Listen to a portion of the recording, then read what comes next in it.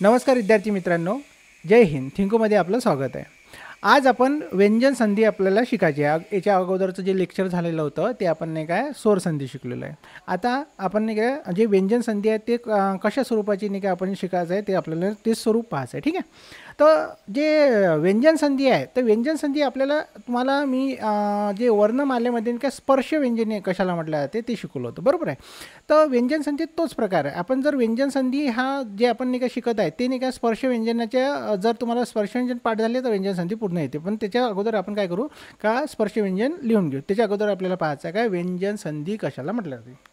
व्यंजन संधी चे अनेक प्रकार आहेत. त्याच्यातले आजचा जो लेक्चर आहे आपण दोन भागामध्ये डिवाईड केलेला आहे, म्हणजे दोन भाग केलेले आहे. त्याचा अगोदरचा जो भाग दिसत आहे आपल्याला तो भाग आपण करू. या व्यंजन संधीमध्ये आपण नाही का प्रथम व्यंजन संधी, तृतीय व्यंजन संधी आणि अनुनासिका व्यंजन संधी अशा तीन प्रकारच्या संधी आपल्याला शिकायची आहे. ठीक आहे. जो पहिला जो प्रकार तुम्हाला नाही का दिसत आहे त्याला म्हटलं गेलेलं आहे प्रथम व्यंजन संधी. ठीक आहे. मग आपण प्रथम व्यंजन संधी पाहू. जर इथं लिहून घेऊ आपण काय शिकत आहे आपण प्रथमा व्यंजन संधी, व्यंजन आणि संधी. ठीक आहे. आता एक आणखी लक्षात ठेवायची गोष्ट आहे का प्रथम व्यंजन संधी जी आपण नाही का शिकत आहे याच्यामध्ये प्रथमा म्हणजे प्रथम हा शब्द आलेला आहे. याचा अर्थ असा करायचा का ज्यावेळेस आपण नाही का कोणतंही व्यंजन संधी शिकतो, जसं आता नाही का आपल्याला व्यंजन संधी कशा स्वरूपाची बनते ते पहा. व्यंजन अधिक व्यंजन बरोबर व्यंजन संधी, व्यंजन अधिक स्वर तरीसुद्धा काय होते व्यंजन संधी होते. लक्षात ठेवा, व्यंजनाच्या समोर जर व्यंजन येत असेल तर त्याला व्यंजन संधी म्हटलं जाते. व्यंजनाच्या समोर जर स्वर जरी आला तर तरी त्याला काय म्हटलं जाते व्यंजन संधी म्हटलं जाते. ठीक आहे. आपण स्वर संधी जेव्हा शिकलो होतो त्यावेळेसही तो नियम पाहिला. आता ही व्यंजन संधीचा नियम लक्षात ठेवा. व्यंजन संधीमध्ये आपण प्रथम व्यंजन संधी शिकत आहे.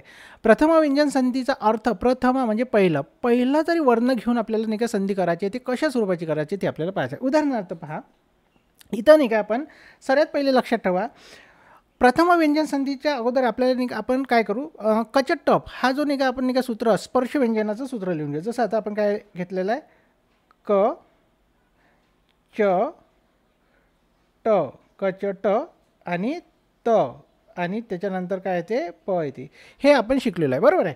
आता कचट्ट प्रत्येक वर्गामध्ये नाही का 5 अक्षर असते, ते सुद्धा 5 वर्ण असते, ते लिहून घेऊ. कोणतं क ख ग आणि घ, क ख ग घ आणि क ख ग घ आणि अंग्य. ठीक आहे. त्याच्यानंतर च मध्ये च छ च छ ज आणि त्याच्यानंतर च छ ज झ च छ ज झ आणि त्याच्यानंतर त्र आहे ना, त्र किंवा न. त्याच्यानंतर ट ठ ड त्याच्यानंतर ढ ट ठ ड ढ आणि मोठा बाणाचा न आहे ना. त्याच्यानंतर त थ द ध आणि नळाचा न आणि त्याच्यानंतर प त्याच्यानंतर फ प फ ब त्याच्यानंतर भ आणि त्याच्यानंतर म. या जे एकूण जे 25 आपण नाही का वर्ण लिहिलेले आहे ज्याच्या सर्वांचे नाही का पाय मोडून दाखवलेले आहे. आपण एका जिल्हा पाय मोडा तुम्हाला सर्वांना आपण पाय मोडलेले आहे असं गृहीत पकडा. आता याच्यामध्ये काय होते का हे जे तुम्हाला नाही का जे स्पर्श व्यंजन आहे ते एकूण 25 असते आणि या 25 जे व्यंजन आपल्याला जे व्यंजन दिसत आहे याच्यावरूनच आपण प्रथम व्यंजन संधी शिकणार आहे, याच्यावरच आपण नाही काय तृतीय व्यंजन शिकणार आहे आणि याच्यावरच आपण काय शिकणार आहे अनुनासिका म्हणजे संधी शिकणार आहे. ठीक आहे. मग आता प्रथम व्यंजन संधीमध्ये नाही काय आपल्याला इथं एखादं समजा उदाहरण घेतलं. जर प्रथम व्यंजन संधीमध्ये आपल्याला नाही का जर आता हे आलं जर आपण असं म्हटलं एखादं उदाहरण घेतलं का विपद काल वि प द. ठीक आहे. विपद आणि पाय मोडलेलं आहे विपद प्लस काल काल असा शब्द मी तुमच्यासमोर दिलेला आहे. आता नियम काय म्हणते का इथं नाही का 2 लक्षात ठेवा. आपण नाही का काय करू आपण सर्वात पहिले प्लस घेऊ. याच्यामध्ये मी घेतला प्लसच्या अगोदर तुम्हाला दिसत आहे द पाय मोडलेला त्याच्यानंतर इकडे दिसत आहे का. आता आपल्याला लक्षात ठेवायचं आहे हा जो आहे ना पहिला जो द दिसत आहे ह्याला पहिलं वर्ण म्हणायचं आणि तो जो आहे क जो दिसत आहे का जो दिसत आहे तो दुसरा वर्ण. तर नियम काय म्हणते पहिल्या कोणत्याही व्यंजनाच्या समोर, कोणत्याही व्यंजन, हा जो दिसत आहे ना, द दिसत आहे ना, याला आपण म्हणायचं कोणत्याही व्यंजनाच्या समोर. कोणत्याही व्यंजनाच्या समोर जर कठोर व्यंजन येत असेल, पहा क हे काय आहे, कठोर व्यंजन आहे. कोणत्याही व्यंजनाच्या समोर जर कठोर व्यंजन येत असेल तर अशा वेळेस काय करायचं, त्या कोणत्याही व्यंजनाच्या वर्गगटात जायचं. आता कोणतेही व्यंजन इथं कोणतं दिसत आहे, द, मग आपण दच्या वर्गगटात जायचं. आता दच्या वर्गगटात, दचा वर्गगट पहा कोणता आहे, दचा वर्गगट दिसला आपल्याला. आणि दच्या वर्गगटात जाऊन मग दचा वर्गगट कोणता आहे, त, थ, द, ध आणि न. आता द ज्या वर्गात आहे तो त्याचा वर्गगट झाला. मग आता द जिथं आहे त्याच्यापासून पहिलं वर्ण घ्यायचा. पहिला वर्ण दच्या वर्गगटातला पहिला वर्ण कोणता येईल, मग त येणार आहे. कोणता येणार आहे, त. मग अशा वेळेस काय करायचं, आपण काय करू, ह्या दच्या जागी, या दच्या जागी काय करणार आहे, आपण त घेणार आहे. दच्या जागी आपण त घेतला आणि प्लस करून घ्या इथं का. ठीक आहे, द प्लस का. आता या दोघाचा पाय मोडलेला आहे ना, तचा पाय मोडलेला आहे, म्हणजे याचा अर्थ ह्या क मध्ये ॲड होते आहे ना, जोडाक्षर बनते. आणि त प्लस का बरोबर काय बनणार आहे इथं, अर्धा त त्याला का. आणि पूर्ण शब्द बनणार आहे मग हा विपदकाल. विपदकाल, विपदकाल झालं. हा झाली तुमची प्रथमा व्यंजन संधी. ही झाली तुमची प्रथमा व्यंजन संधी. म्हणजे शिकायचं काय आपल्याला, सर्वात पहिले काय करायचं, हे जे आहे ना विपदकाल, प्लसच्या अगोदरचा वर्ण घ्या, प्लसच्या नंतरचा वर्ण पहा.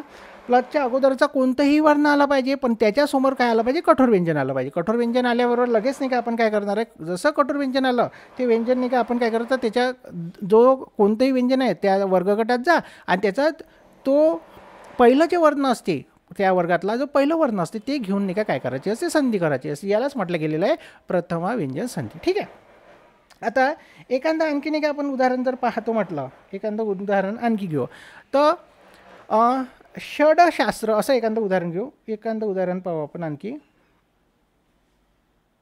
षड, एक मिनिट हां, आपण नाही का घेतलं आहे उदाहरण ष ड. ठीक आहे, षड अधिक शास्त्र, शास्त्र असं एक उदाहरण आपण घेतलेलं. ओके, आता षडशास्त्रामध्ये पुन्हा आपण काय नियम आहे, सर्वात पहिले आपण प्लस घेतला, प्लसच्या अगोदर इथं तुम्हाला नाही का काय दिसत आहे, ड दिसत आहे, इथं दिसला ड आणि त्याच्यानंतर दिसत आहे मला शा. मग अशा वेळेस आपण काय करणार आहे, जो याला ड जो आहे, डला काय म्हणायचं, कोणत्याही व्यंजनाच्या समोर, कोणत्याही व्यंजनाच्या समोर जर श हे काय कठोर व्यंजन आहे, कोणत्याही व्यंजनाच्या समोर जर कठोर व्यंजन येत असेल तर अशा वेळेस त्या कोणत्याही व्यंजनाच्या वर्गगटात जा. मग कोणत्याही व्यंजन इथं कोणतं आहे, ड. या डच्या वर्ग आपण काय करू, आता डच्या वर्गगटात जाऊ. डचा वर्गगट कोणता आहे पहा, डचा वर्गगट ट ठ ट ठ ड ढ न आहे ना. ड म्हणजे याचा अर्थ काय करायचा आपल्याला, डच्या जागी आपण काय घेऊन पहिलं व्यंजन घेऊ, पहिला व्यंजन घेऊ. कोणतं आहे पहिलं व्यंजन, तर इथं दिसत आहे ट दिसत आहे, म्हणजे ड कट करायचं आहे आणि त्याच्या जागी आपल्याला ट घ्यायचा आहे. ठीक आहे, मग आपण नाही का इथं घेतलं, याला डला कट केला, डच्या जागी आपण काय घेणार आहे, ट घेणार आहे. ओके, ट घेतला, ट प्लस शा.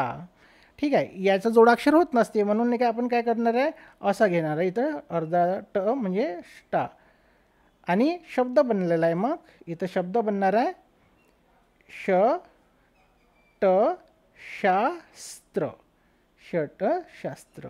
ठीक आहे, अशा स्वरूपाचं हे झालं आपली प्रथमा व्यंजन संधी. म्हणजे प्रथमा व्यंजन संधी एवढी इझी आहे हे तुमच्या लक्षात आलंच असेल. ठीक आहे, आता आपल्याला नाही का जे दुसरा आपण नाही का जो प्रकार शिकत आहे त्याला म्हणायचं आहे तृतीय व्यंजन संधी. जसं प्रथम व्यंजन शिकलो, आता याच्यामध्ये नाही का प्रथमा व्यंजनाच्या नंतर नाही काय द्वितीय व्यंजन नसते. हां, द्वितीय व्यंजन संधी नाही असते. प्रथमा व्यंजन संधी, त्याच्यानंतर तृतीय व्यंजन संधी आणि त्याच्यानंतर अनुनासिक संधी आपल्याला शिकायची. मग आपण शिकू आता तृतीय व्यंजन संधी. ठीक आहे, आता तृतीय व्यंजन संधी जर आपण जर शिकतो म्हटलं तर आपण शिकत आहे कोणती, मग आपण लिहून घेऊ तृतीया. तृतीया, तृतीया व्यंजन, व्यंजन, तृतीय व्यंजन संधी. ठीक आहे, संधी, तृतीय व्यंजन संधी. आता तृतीय व्यंजन संधी, तृतीया म्हणजे तिसरा वर्ण, हे लक्षात यायचे. तृतीय म्हणजे प्रथमा म्हणजे पहिला वर्ण आणि तृतीय म्हणजे तिसरा वर्ण. आता याचं उदाहरण पहा. जर इथं काय करायचं, कठोर व्यंजनाच्या समोर कोणता मृदू व्यंजन किंवा स्वर येत असेल तर अशा वेळेस आपण काय करत असतो, तृतीय व्यंजन संधी सोडत असतो. म्हणजे उदाहरणार्थ पहा, एखादं कठोर व्यंजन आहे आणि कठोर व्यंजनाच्या समोर नाही का तुम्हाला एखादा जर स्वर दिसत असन तरी नाही का त्याची काय बनते, तृतीय व्यंजन संधी बनते, अनुनासिका सोडून ना. आणि त्याच्यानंतर नाही काय आपण नाही काय कठोर व्यंजन आहे आणि त्याच्यासमोर नाही का एखादं मृदू व्यंजन दिसते तरी नाही काय त्याला काय म्हणायचं, कठोर व्यंजन संधी म्हणायचं. बरं, आता एखादं उदाहरण पाहू. हां, जसं आता एखादं उदाहरण जर आपण घेतो म्हटलं का, आपण इकडून हे घेतलं दी क, ठीक आहे, दी क आणि प्लस घेतला विजय, विजय, दिक प्लस विजय. ओके, आता आपण सर्वात पहिले नियम काय आहे, सर्वात पहिले प्लस घेऊन घ्यायचा आणि त्याच्या अगोदर नाही का तुम्ही क दिसत आहे ना पाय मोडलेला तो लिहा. त्याच्यानंतर नाही का इथं दिसत आहे वी. ओके, झालं. आता इथं नियम पहा काय म्हणते, कठोर व्यंजनाच्या समोर, कठोर व्यंजन समोर प्लसचा अर्थ होत असते समोर, कठोर व्यंजनाच्या समोर एखादं मृदू व्यंजन किंवा स्वर येत असतं. आता सध्या वी हा मृदू व्यंजन आहे, व यरल व आहे ना ती मृदू व्यंजन असते म्हणा. आता इथं व आला म्हणजेच वी आला. कठोर व्यंजनाच्या समोर जर मृदू व्यंजन येत असेल तर अशा वेळेस काय करायचं, त्या कठोर वर्णाच्या वर्गगटात जायचं आणि त्याच्यानंतर ते वर्गगटात जाऊन त्याचा तिसरा वर्ण घेऊन संधी करायचं. तिसरा वर्ण घ्या, पहा बरं. आता कच्या वर्गगटात जा. कठोर व्यंजन काय आहे इथं, तर कठोर व्यंजन क आहे ना, कच्या वर्गगटात चला. कच्या वर्गगटात आपण गेलो, इथं दिसत आहे तुम्हाला कचा वर्गगट. मग तिसरं म्हणजे क ख ग, म्हणजे ग हे तिसऱ्या प्रकारचं व्यंजन आलेलं आहे. म्हणून कच्या जागी आपण आता काय घेणार आहे, ग घेणार आहे. ठीक आहे, म्हणजे कच्या जागी आपण काय घेतला, आता इथं ग घेतला, पाय मोडलेला, आणि प्लस दिसत आहे इथं वी. ओके, झालं. दोघा जॉईंट होते कारण का पाय मोडलेला आहे, म्हणजे याचं काय होऊन राहिले, जोडाक्षर तयार बनते. जोडाक्षर तयार करा, काय बनलं मग, ग्वी असा बनला, ग्वी बनला. आणि पूर्ण शब्द तयार झाला. काय आहे शब्द, दिग्विजय. शब्द कोणता आहे ते मग, दिग्विजय, दिग्विजय. झालं, हे झालं तुमचं उदाहरण. याचा अर्थ तृतीय व्यंजन संधी शिकताना तुमच्या डोक्यामध्ये फक्त एवढंच असलं पाहिजे का, कठोर व्यंजनाच्या समोर जर नाही काय स्वर किंवा मृदू व्यंजन येत असेल तर अशा वेळेस नाही काय कठोर व्यंजनाच्या वर्गगटात जायचं आहे आणि त्याच्यामधून नाही का आपल्याला तिसरा वर्ण घेऊन संधी करायची आहे. त्याला म्हटलं गेलेलं आहे तृतीय व्यंजन संधी. एखादं आणखी उदाहरण पाहू आपण. जसं एखादं उदाहरण पाहू आपण इथं,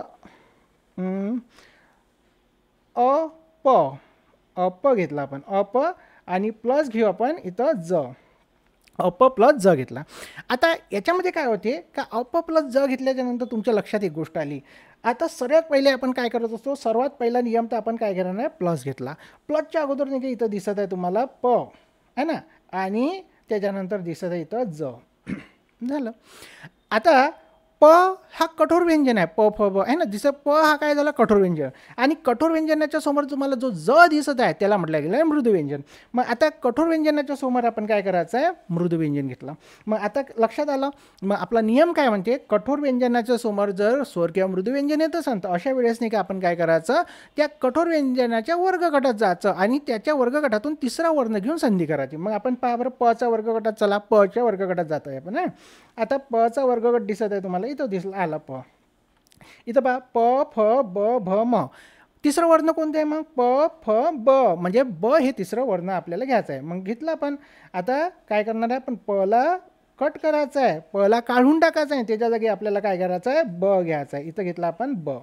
ठीक आहे, आणि ज घ्या. आता एवढं तर लक्षात आलंच पाहिजे का, जर एखाद्या व्यंजनाचा पाय मोडला असेल तर त्याची काय बनते, दुसऱ्याचा पाय मोडला नसेल तर जोडाक्षर करून टाकायचं. मग ब आणि ज बरोबर काय झालं मग, ज असा. आणि ठीक आहे, शब्द पूर्ण तयार झाला. मग अब्ज, अब्ज झाला है ना. याला म्हटलं गेलेलं आहे तृतीय व्यंजन संधी. ठीक आहे. आता तिसरे जे व्यंजन संधी आपल्याला माहीत असायला पाहिजे, त्याचं जे नाव आहे त्याला म्हणण्यात आलं आहे अनुनासिका संधी. ठीक आहे, आपण तिसरी संधी शिकत आहे, त्याचं नाव आहे अनुनासिका. अनुनासिका, अनुनासिका शिकलेलो आहे आपण आहे ना. अनुनासिका किती आहे, एकूण 5 आहे, त्याच्यातलंच आपण शिकायचं आहे. अनुनासिका व्यंजन संधी. आणि याच्यामध्ये अनुनासिका संधी शिकलो आपण, संधी. ओके, आता याच्यामध्ये तुम्हाला नाही काय, जे स्पर्श व्यंजन आहे त्याचाच उपयोग करायचा आहे. जे आपल्याला अनुनासिका आपल्याला शेवटी दिसते आहे ना, अंग्यत्र न न आणि म अशी जे दिसते ते आपल्याला घ्यायचं आहे. जसं आपण नाही काय याच्यामध्ये नाही का एक उदाहरण नाही का आपल्याला पाहायचं आहे. जसं आपण नाही का एक उदाहरण जगतनाथ घेतलं आपलं, जगत, जगत आणि प्लस घ्यायचा आहे इथं नाथ. ठीक आहे, जगतनाथ. मग आपला नियम पहिले काय आहे, नियम पहिला लक्षात ठेवायचा का आपल्याला घ्यायचा आहे प्लस, आणि प्लसच्या अगोदर काय दिसत आहे आपल्याला त, आणि त्याच्यानंतर काय दिसत आहे ना दिसत आहे. Okay, clear. आता लक्षात ठेवा, कोणत्याही व्यंजनाच्या समोर, त हा कोणताही व्यंजन झाला सध्याच्या कंडिशनवर, कोणत्याही व्यंजनाच्या समोर जर अनुनासिका जर व्यंजन येत असन, अनुनासिका येत असन, तर अशा वेळेस काय करायचं, त्या कोणत्याही व्यंजनाच्या वर्गगटात जायचं. मग आपल्याला नाही काय, त हे कोणतेही व्यंजन आहे आणि हे जो ना आहे हे अनुनासिक आहे. आपण काय करणार आहे, त्या कोणत्याही व्यंजनाच्या वर्गगटात जायचं आहे आणि त्याच्या वर्गगटातला जो अनुनासिका असते तो घेऊन आपल्याला संधी करायचं आहे. पहा, आता आपल्याला नाही का तच्या वर्गगटात चला. तचा वर्गगट कोणता आहे, तर इथं तुम्हाला नाही का तचा वर्गगट दिसत आहे. आता पहा, तचा वर्गगट त थ द ध न है ना, त थ द ध न. आणि आता आपण काय करणार आहे, तच्या वर्गगटात गेलो आणि तच्या वर्गगटातला नाही का जो अनुनासिका आहे तो घेतला.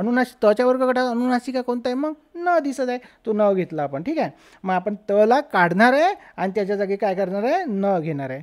ठीक आहे, मग आपण नाही का इथं घेतला, आता इथं कट केला त, आणि आता इथं घेतला पाय मोडलेला न, आणि प्लस म्हणजे प्लस दिसत आहे इथं ना, न प्लस ना बरोबर ना, आणि शब्द पूर्ण तयार झाला, ज ग ना थ, जगन्नाथ. ठीक आहे, हे झालं आपलं अनुनासिका संधी. काय आहे अनुनासिका संधी म्हणजे काय करायचं आहे, मग आपल्याला नाही का कोणत्याही व्यंजनाच्या समोर जर तुम्हाला अनुनासिका म्हणजे व्यंजन दिसत असेल तर अशा वेळेस नाही का मग आपण त्या कोणत्या व्यंजनाच्या वर्गगटात जायचं आहे आणि त्या वर्गगटातून अनुनासिका घेऊन आपल्याला संधी करायची. झालं, याला म्हटलं जाते अनुनासिका संधी. आता आणखी एखादं उदाहरण पाहू याच्यावरच. जसं आपण नाही का एक उदाहरण आणखी घेऊ, वा क है ना, वाक वाक म य, वाकमय असं आपण एक उदाहरण घेतलं आहे. आता वाकमय घेतल्याच्या नंतर आपला पहिला नियम काय का, आपण घेणार आहे प्लस. घेतला आपण प्लस.